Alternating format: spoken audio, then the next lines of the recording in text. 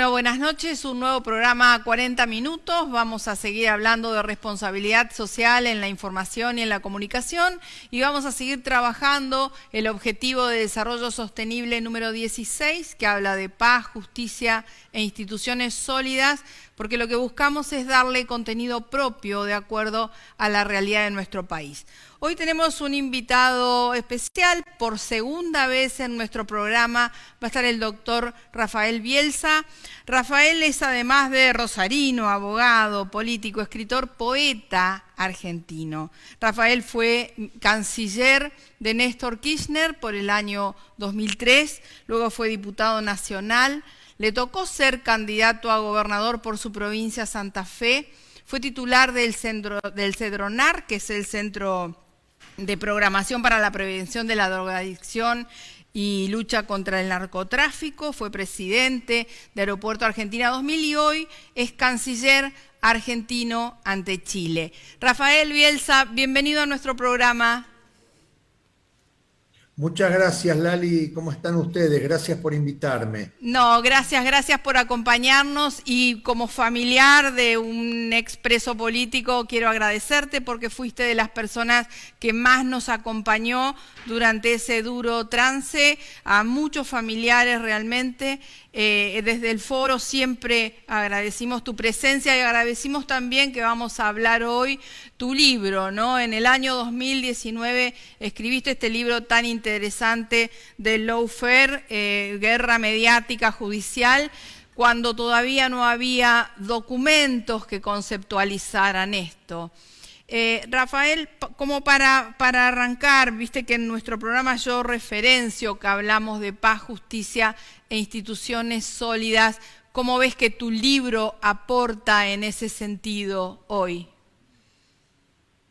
Mirá, Lali, a mí me parece, nosotros empezamos a escribir el libro con Pedro Peretti en la prehistoria del actual gobierno, porque lo empezamos en marzo del año 2019, de manera tal que nadie podía imaginarse cómo terminaron saliendo las cosas. Insisto con esto porque siempre las descalificaciones apuntan, entre otras cosas, hacia cuál fue el origen del libro.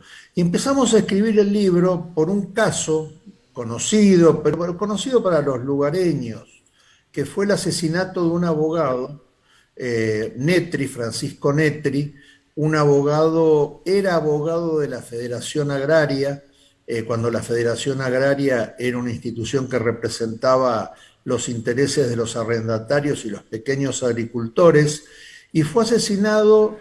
Él era de origen napolitano, un brillante abogado, fue asesinado en el centro de la ciudad de Rosario, como consecuencia fue el punto final de una tarea de demolición, de reducción al desprestigio, que habían iniciado precisamente, por un lado el Poder Judicial, por el otro lado la prensa, en aquel momento básicamente el diario La Nación, por el otro lado la información para el desprestigio surgía de lo que en aquellos momentos era la inteligencia, que la hacía la policía, y claramente el cuarto vértice de ese escenario era un luchador social, un luchador por los intereses de las mayorías desprotegidas. Ese tema histórico, a medida que lo íbamos escribiendo, desarrollando con Pedro Peretti, se fue cada vez más pareciendo a lo que pasa hoy. Y mirando un poquito para atrás, también a otros casos, me viene ahora a la cabeza, no lo citamos, el famoso caso de la affaire Dreyfus, en donde no había un luchador social, Dreyfus no lo era, pero sí tenía una condición minoritaria, una condición que hacía apetecible perseguirlo, que era su carácter de judío. Entonces, a partir de allí empezamos a trabajarlo cada vez más, buceamos un poco, y yo no sé si el libro aportó o no aportó. Lo que sí te puedo decir, porque lo colecciono, es que pocas veces una categoría una categoría, te diría sociológico-política, ha sido tan descalificada con adjetivos como la expresión lofer. Toda la prensa hegemónica se ha reunido, yo debo tener como 30 descalificaciones con nombre, apellido y lugar de publicación, siempre a la espera de que la memoria y la historia pongan las cosas en su lugar, eh, con adjetivos calificativos, con adjetivos descalificativos. De manera tal que yo te diría, no sé si aportó,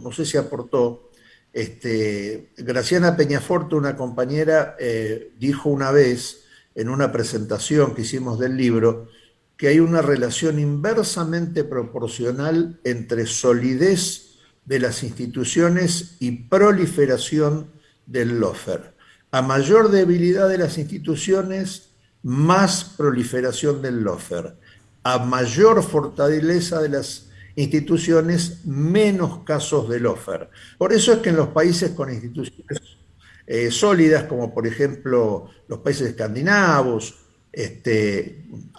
prácticamente no existen los casos de lofer. Esto es lo que un poquito resumen que podría hacerte. Rafael, en tu libro lo centrás sobre lawfare como persecución mediática y persecución judicial solamente. Yo siempre le agrego la pata Sí, vinculada a la mentira, al ocultamiento de la mentira, que fue la estigmatizadora en definitiva, y a la anuencia a la mentira por parte de los líderes políticos, ¿no? ¿Lo sumarías hoy a tantos 2 años vista, que es una eternidad en nuestro país? ¿A esto sumarías al lawfare esta tercer pata? sin duda. En realidad en el libro ponemos un cuarto vértice, que son los servicios de inteligencia autonomizados, ¿no? Los servicios de inteligencia que existieron y que pasaron del barroco al rococó durante el gobierno anterior, que eran servicios de inteligencia que se dedicaban a hacer inteligencia personal interna, que después o salían en los periódicos o eran tomadas como denuncias anónimas por algunos magistrados, y siempre el propósito era el mismo.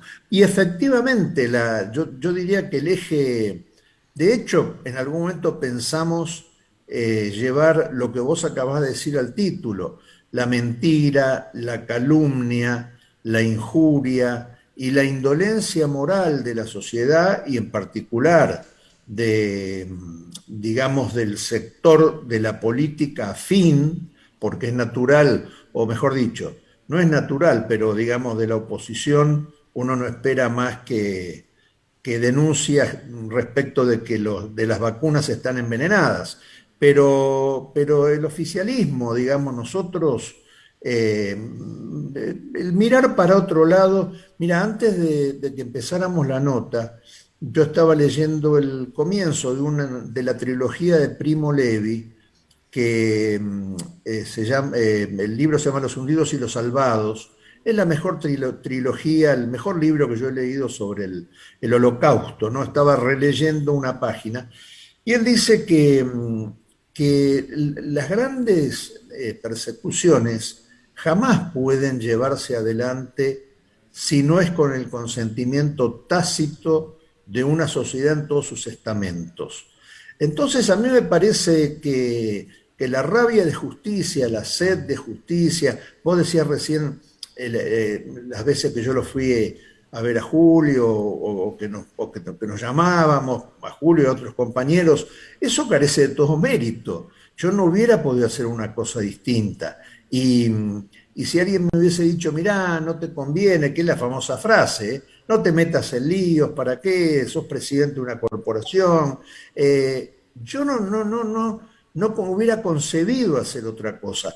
De manera que, bueno, pero ¿por qué esto? Porque, bueno, porque tuve una educación, y en mi casa el valor de la palabra y la rectitud de la conducta, y acompañar a los compañeros que sufren, siempre fue una enseñanza familiar. Bueno, yo creo que eso mucho se ha perdido, Lali. Entonces, Cuando vos vivís en una sociedad donde el sector, digamos, dirigente, en términos globales, ¿no? La gente que tiene alguna porción de poder y la población son moralmente indiferentes o son, digamos, pasivos, bueno, entonces allí sí la iniquidad y todos estos instrumentos que tanto daño le han hecho a tanta gente, en ese momento esos instrumentos se hacen el campo, tienen el campo orégano, la pasan fenómeno. Sí, es como una comparación dura la que voy a hacer y difícil, pero esto de la sociedad genuflexa y hoy sectores de la política, si se quiere, oficialista, invisibilizando. Nosotros vivimos del 76 al 83 una sociedad genuflexa que decía por algo será y hubo desaparecidos y demás.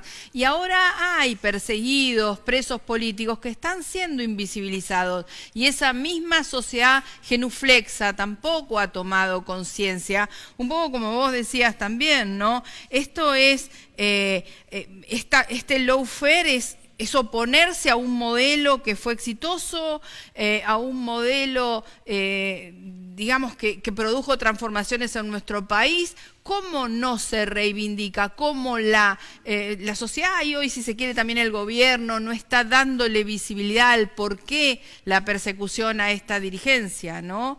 Pero bueno... Mirá, yo, decime Lali. No, sí, quería escuchar tu razonamiento porque el mío es duro, pero es lo que No, siento. no, pero no por duro el diagnóstico es erróneo.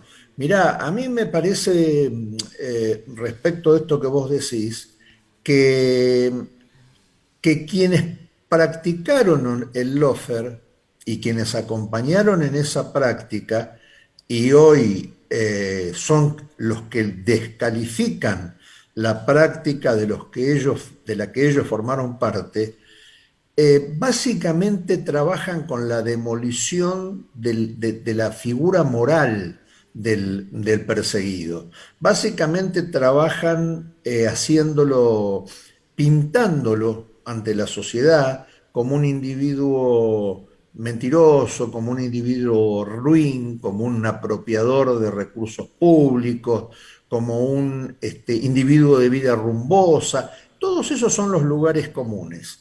Entonces, yo a veces pienso, con una mirada, digamos, esa mirada que te permiten los años, yo a veces pienso que si vos tenés el 50% de la población por debajo o rozando la línea de pobreza, si tenés casos de hambre, a ese sector de la República Argentina no se le puede pedir que haga un análisis crítico respecto de las cosas que dicen los diarios, porque en realidad ni se interesan por las cosas que dicen los diarios. Sí, Es un fenómeno bastante generalizado, te diría Lali. En sí, sí, Chile sí.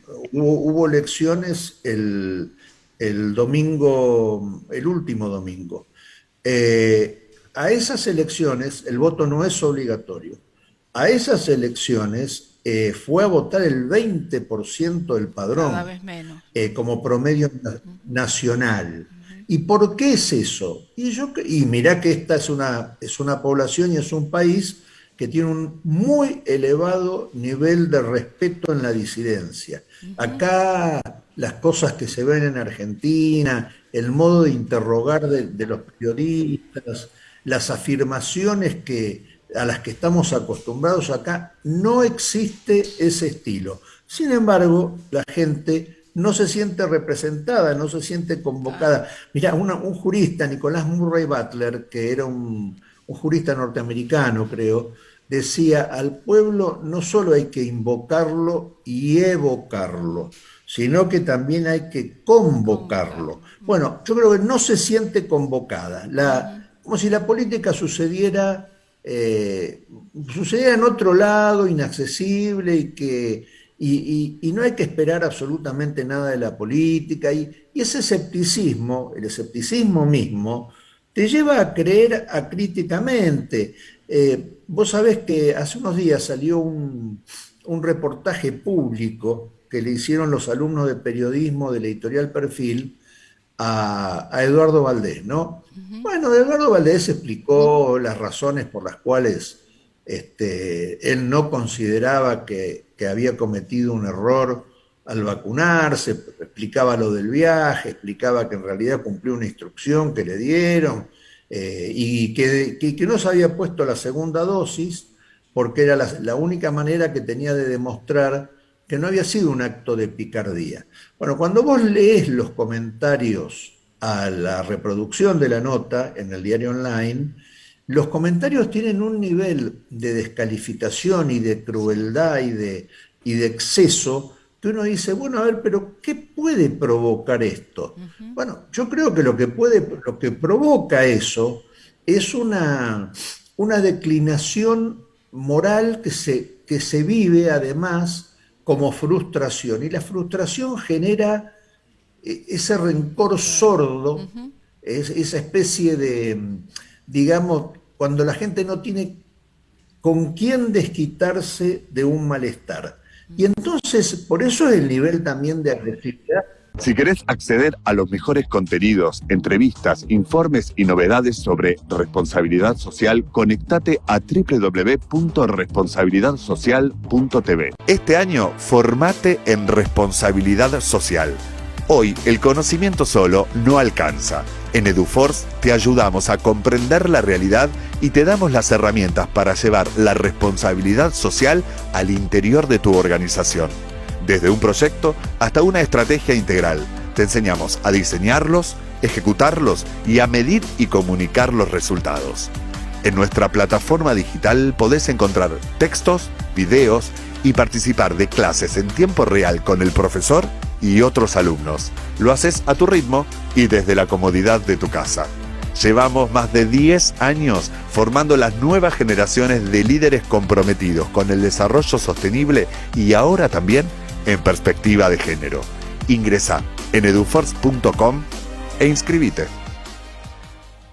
Rafael, yo hace poco escribí un tuit, ¿no? Y ahí decía que las causas judiciales del lawfare, estas causas armadas que han tenido instrucciones muy incompletas, muy vagas, muy imprecisas, que hoy están en juicio oral, lo que buscan en realidad no están armadas para juzgar delitos penales, están armadas para juzgar decisiones políticas.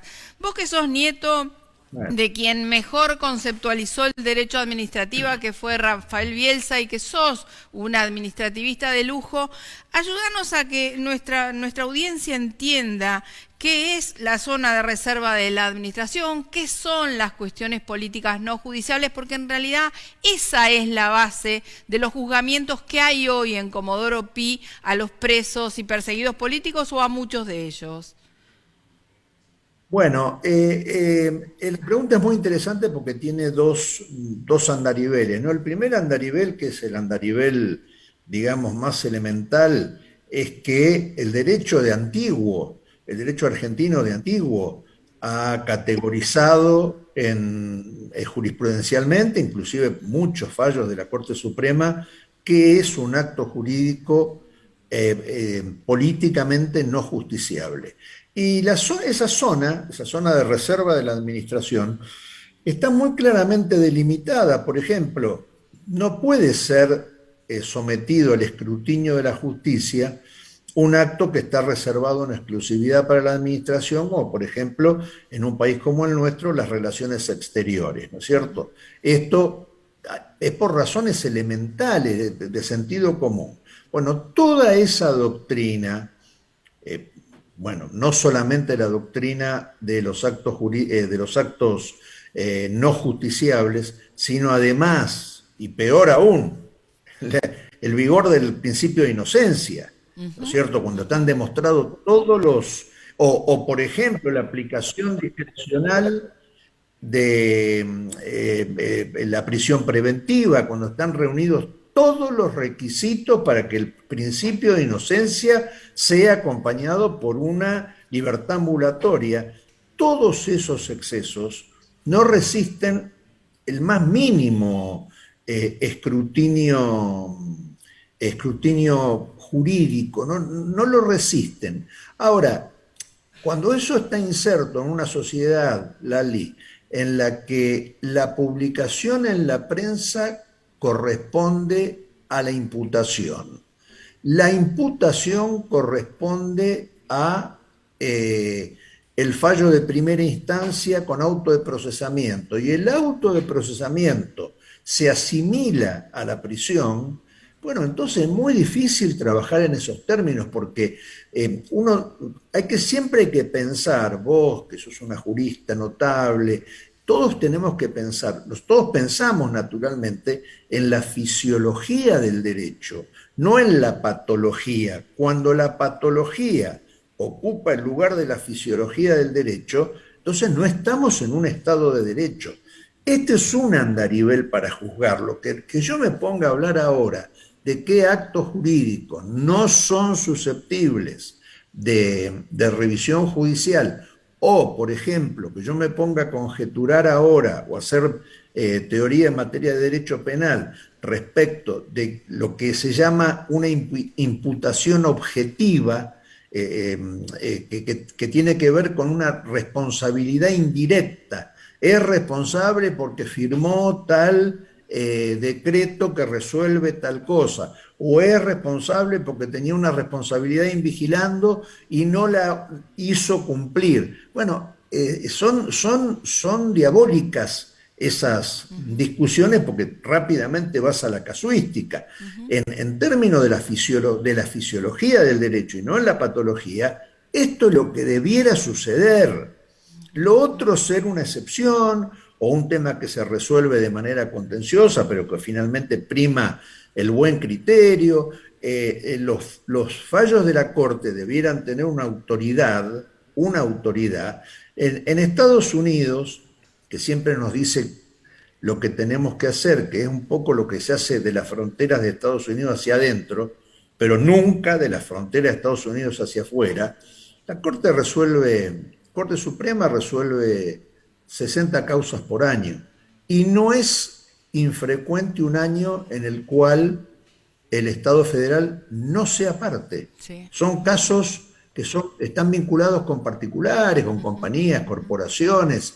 Por supuesto, caso que tiene una enorme importancia y repercusión, no cualquiera llega a la Corte en Estados Unidos por vía del recurso extraordinario, pero lo que quiero decir es que para nosotros la Corte no es un organismo que goce de respeto, de respetabilidad.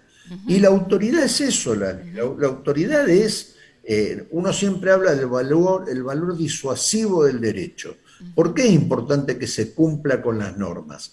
Y porque eso disuade a los que tienen la tentación de infringirlas, de precisamente que las infrinjan. Ahora, cuando vos vivís en una sociedad donde todo eso está distorsionado, principios elementales del derecho, como lo que estamos mencionando, fíjate vos, principio de inocencia, facultades de la administración no revisables judicialmente, uso razonable de una medida coercitiva como es la prisión preventiva, todo eso está desbaratado, y tampoco podés esperar que en definitiva la Corte resuelva un tema y que esa resolución se ajuste objetivamente al derecho, se ajuste a la realidad, o en definitiva que imparta justicia. Porque siempre hay una lectura política que no es inadecuada, porque efectivamente así sucede, que distorsiona. Ahora, ese es un andarivel, pero hay otro andarivel también, Lali, que a mí me parece que no podemos dejar de mencionar, que es la dificultad que existe para que la sociedad se involucre en el control del funcionamiento de la justicia. Porque en realidad, no quiero generalizar injustamente, ¿no es cierto? Pero en realidad, ¿qué es lo que sucede? Cuando el poder tiene interés en que algo se resuelva de alguna manera, cuando hablo de poder mediático, poder político y poder económico, cuando tiene interés, es muy raro que el juez lo contradiga. Y para no ir más lejos, me remito al manejo del concurso de acreedores de la firma Vicentín. Nosotros, porque estamos en Buenos Aires y no seguimos esa peripecia, pero la actuación del juez que lleva adelante ese concurso es una actuación inaceptable. Lamentable. ¿A Sí. quién favorece? Invariablemente lo que resulta cuestionable jurídicamente, cuestionable y cuestionado por algunos acreedores, jurídicamente del comportamiento del juez, al que es poderoso, a Vicentín. Sí. No hay un caso donde el juez se equivoque a favor del justo. Siempre los casos son de errores a favor del que tiene la posición injusta. Entonces, Sí. ¿qué es lo que sucede? Bueno, en algunos países hay una relación de premios y castigos, como la debiera haber para la sociedad, también para los que imparten justicia. En Argentina no. No. En Argentina eso no existe. Sí. La familia judicial es algo que existe. La familia fiscal es algo que existe. Entonces, naturalmente, ¿cómo no van a ser corporativos si las personas que entran a trabajar siempre son directa o indirectamente familiares o amigos o hijos de amigos? Es así, Lali. Me parece Sí. que Sí. la meritocracia, digamos, el cursus honorum ha perdido valor en nuestra patria. Sí, no, indudablemente la subalternidad que existe del Poder Judicial en todos sus estamentos a quienes son titulares de derecho de propiedad, si se quiere, al Poder Real, es evidente y es manifiesta. Rafael, te saco un poquito del tema que estamos hablando. Vos comentaste en algún momento que toda política exterior se lleva a cabo bajo la premisa de sus consecuencias para la política interior, y a mí me vino a la memoria que fuiste canciller de Néstor Kirchner, que fuiste canciller en momentos en que se guardaba una estrecha relación económica con Venezuela, de tantos años vista, tanta actividad. Hace poco también un medio de comunicación comentaba cuando en el 2004 se iniciaron las relaciones con Rusia. A ver, ¿cómo estás viendo aquel momento y el de la política exterior argentina hoy? No te pido todavía desde tu mirada como canciller argentino en Chile, pero sí ese momento económico y político de Néstor Kirchner y vos siendo su canciller.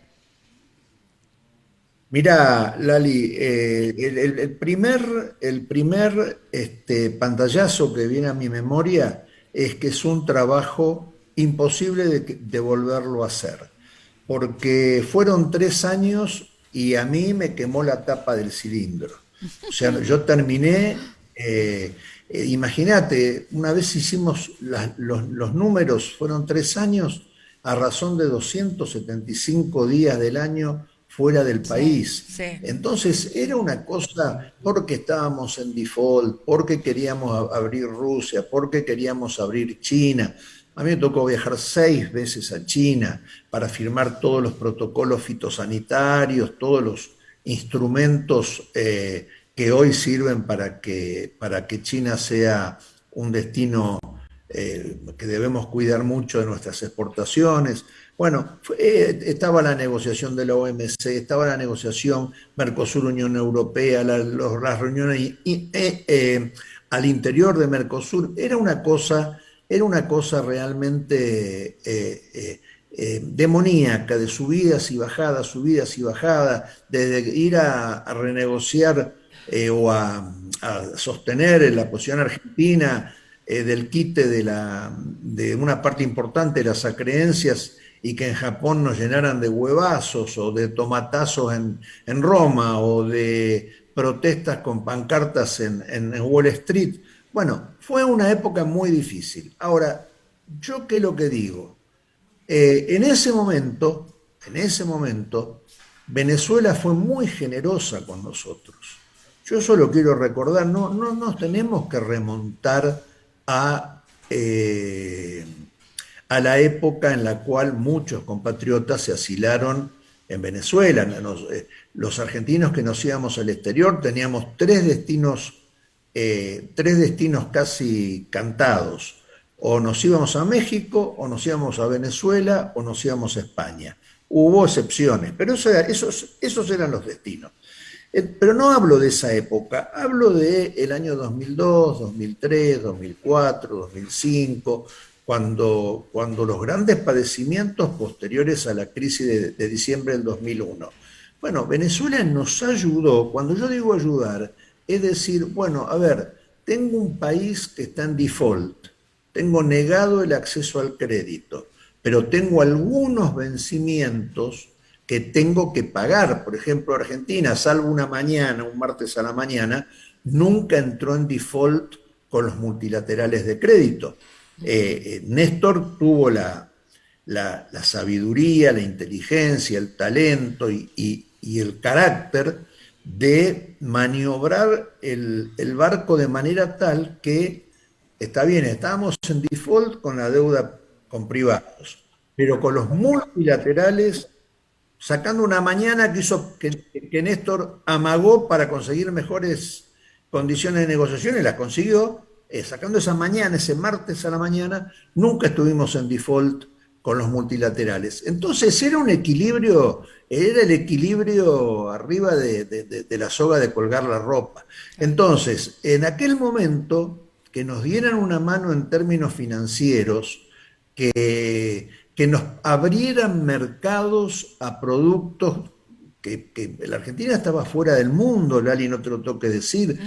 Para nosotros la posibilidad de vender maquinaria agrícola, la posibilidad de vender commodities, la posibilidad de vender alimentos, para nosotros era providencial. A muchísima gente, pequeños, medianos productores, le fue muy bien en esos años porque Venezuela no tuvo la actitud que tuvieron otros países. Entonces, naturalmente, eso te genera una gratitud, una necesidad de contraprestar, o por lo menos, de no sumarte a ese coro generalizado, ruidoso, de tratar de venezuelizar las relaciones exteriores de Argentina. Entonces, esto me parece que es una constatación que basta releer los diarios, ¿no es cierto? Yo tenía que ir al Comité de Descolonización de Naciones Unidas a defender la cuestión Malvinas y me sentí orgulloso. No iba vergonzantemente. Yo tenía que ir a discutir las posiciones argentinas a la OMC, cuyo presidente era un francés, un tipo muy inteligente, pero tan inteligente como buen negociador, se llamaba Pascal Lamy, y yo me sentí orgulloso de defender los intereses de Argentina. Me sentí orgulloso, tenía las ideas claras, sabía dónde estábamos yendo, era otro mundo, Lali. 15 años no es que no son nada, son muchísimo con la revolución tecnológica. Hoy me acordaba y le contaba a una embajadora que yo me tuve que hacer fabricar por un colaborador en Cancillería un software para poder acceder a algunos diarios del mundo usando un simplificador como era un planiferio. Entonces yo me posicionaba en Israel y ahí tenía los links de los 2 o 3 diarios en inglés que me interesaba leer. Por darte un ejemplo, sí. Hoy en día, sí, esa es una operación elemental. Hoy en día el problema puede ser que la mayoría de los diarios, sobre todo los buenos diarios, están arancelados. Y no podés estar arancelado a 5 diarios distintos, sí, claro. Lo cual también es poco democrático. También es poco democrático, porque te limita la mirada hacia la cual vos querés orientar tu pensamiento. Entonces, bueno, es otra sociedad. Pero lo que te quiero decir es que a mí me parece que Néstor sabía mucho de economía, a mi modo de ver, y no era un especialista en política internacional, pero todas sus orientaciones eran las correctas para defender los intereses de Argentina. Y yo me he cansado de tener reuniones de él con ministros o con dignatarios extranjeros, donde Néstor decía cosas que no se decían, que no era costumbre decir, pero siempre tenía claramente, no en el fondo, claramente nada más que de movida tenía una visión muy clara de sus objetivos, siempre maximizaba su fuerza frente a aquel con el que tenía que negociar, pero nunca rompía y era inteligente para saber hasta dónde tirar del piolín.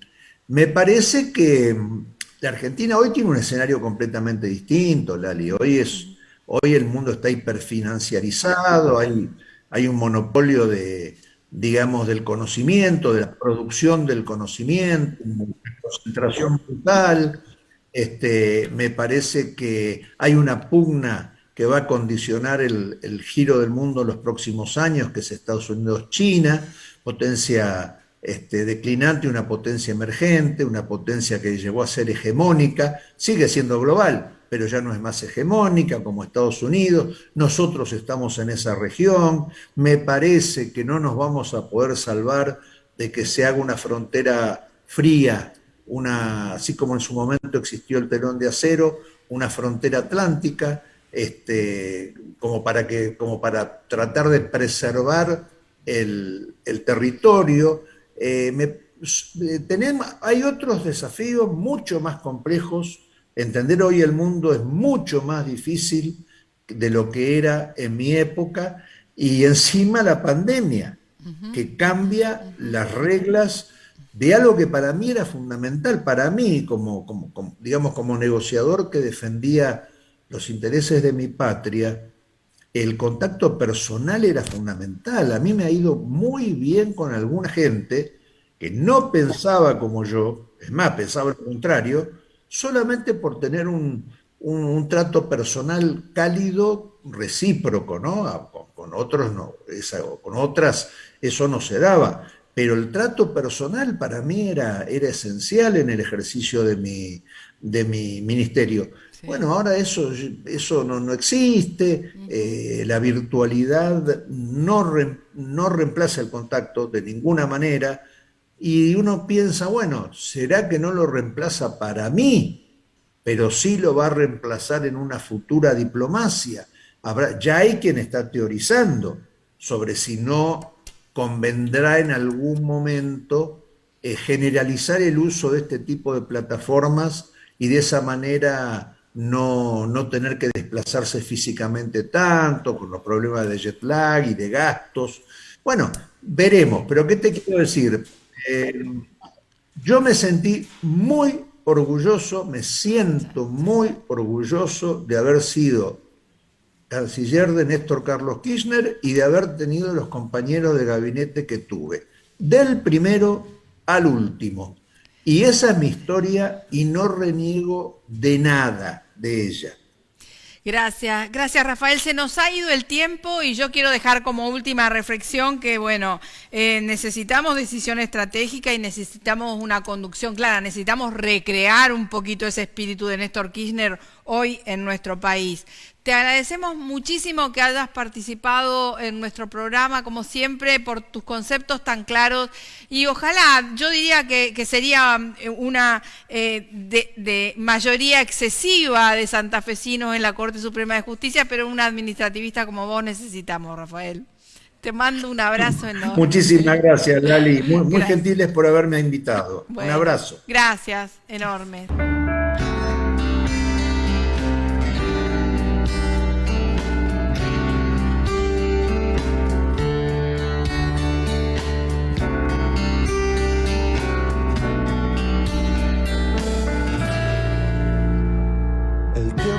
Pasando y nos fuimos conociendo, amabas y sufrías.